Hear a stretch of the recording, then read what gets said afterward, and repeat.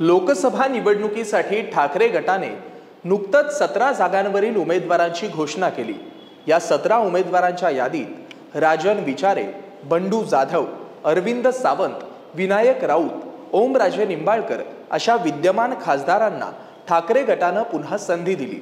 पण 4 मतदारसंघात ठाकरेंनी निष्ठावंतांना डावलून दलबदलूंना म्हणजेच इतर पक्षातून आलेल्या नेत्यांना संधी दिली आहे। त्या 5 उमेदवारांबद्दल त्यांच्या मतदारसंघात सध्याची राजकीय स्थिती काय आहे, डावललेल्या निष्ठावंतांनी ठाकरेंबद्दल काय भूमिका घेतली आहे, निवडणुकांच्या तोंडावर अंतर्गत वादाला सामोरं जावं लागणार का, हे आज आपण जाणून घेणार आहोत। नमस्कार, मी सुप्रीम मस्कर आणि कॅमेऱ्यावर आहेत योगेश कुंभार। आयाराम उमेदवारांना दिलेल्या ठाकरे गटाच्या यादीतील पहिलं नाव म्हणजे संजय देशमुख। यवतमाळ वाशिम लोकसभा मतदारसंघात संजय देशमुख यांना ठाकरे गटाने उमेदवारी दिली आहे। 1999 ते 2004 पर्यंत अपक्ष आमदार म्हणून दिग्रस विधानसभा मतदारसंघाचं देशमुखांनी प्रतिनिधित्व केलं आहे। त्यानंतर 2008 ला मतदारसंघाच्या पुनर्रचनेनंतर दिग्रस विधानसभा मतदारसंघाची मोडतोड झाली, ज्यानंतर या मतदारसंघावर शिवसेनेच्या संजय राठोड यांनी वर्चस्व मिळवलं आणि संजय देशमुखांची मतदारसंघावरून पकड सैल झाली। त्यानंतर देशमुखांनी सतत पक्ष बदल केले। काँग्रेसकडून त्यांनी दिग्रस विधानसभेतून निवडणूक ही लढवली, पण आता शिवसेनेतील फुटीनंतर त्यांनी ठाकरे गटात प्रवेश केला। मुळात संजय राठोड हे आता शिंदे गटात आहेत, त्यामुळे त्यांचे देशमुखांशी असलेले राजकीय वैरामुळेच ठाकरे गटाने संजय देशमुखांना उमेदवारी दिल्याचं बोललं जात आहे। पण ठाकरेंनी पक्षातील इतर नेत्यांना संधी देण्याऐवजी काँग्रेसमधून आलेल्या संजय देशमुखांना उमेदवारी दिल्याने ठाकरेंसोबत असणारे शिवसैनिक नाराज असल्याचं बोललं जात आहे। सध्या यवतमाळ वाशिम मतदारसंघात शिंदे गटाच्या भावना गवळी खासदार आहेत, त्यामुळे महायुती या जागेवर तगडा उमेदवार देईल हे निश्चित।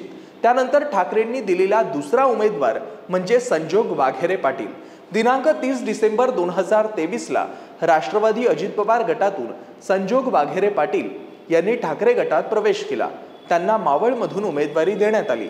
शिंदे गटाचे श्रीरंग बारणे मावळचे विद्यमान खासदार आहेत, त्यामुळे श्रीरंग बारणे विरुद्ध संजोग वाघेरे पाटील अशी लढत या मतदारसंघात होण्याची शक्यता आहे। पण तरी ठाकरेंनी निष्ठावंत शिवसैनिकांना या मतदारसंघात उमेदवारी दिली नाही, याबद्दल नाराजीचा सूर दिसत आहे।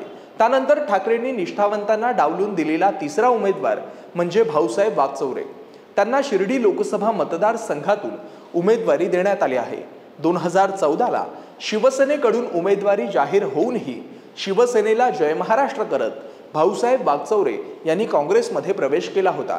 त्यानंतर लोकसभा निवडणुकीत सततच्या पराभवाला कंटाळून दिनांक 23 ऑगस्ट 2023 रोजी भाऊसाहेब वागचौरे यांनी ठाकरे गटात प्रवेश केला।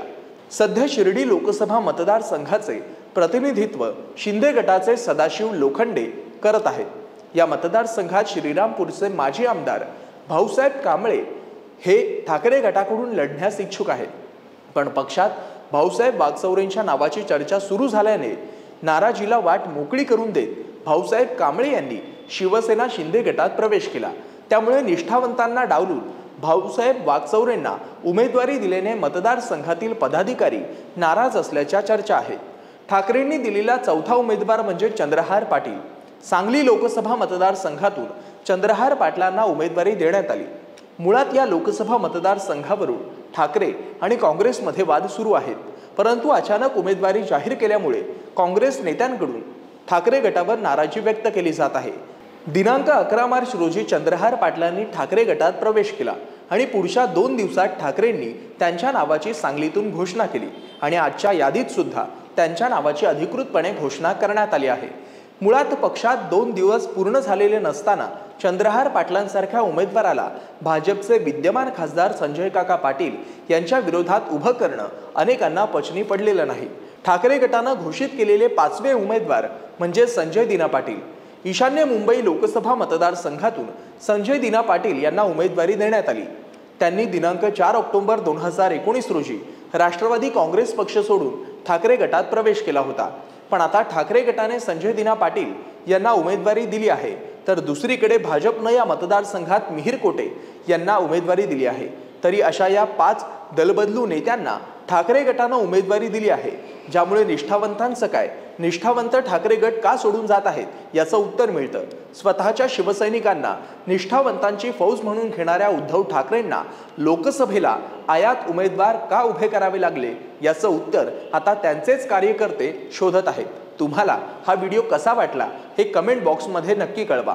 व्हिडिओ आवडल्यास लाईक करा, आपल्या मित्रपरिवाराला शेअर करा आणि MahaMTV यूट्यूब चॅनल सबस्क्राईब करायला विसरू नका। हा व्हिडिओ फेसबुकवर पाहत असाल तर पेज लाईक करा। धन्यवाद।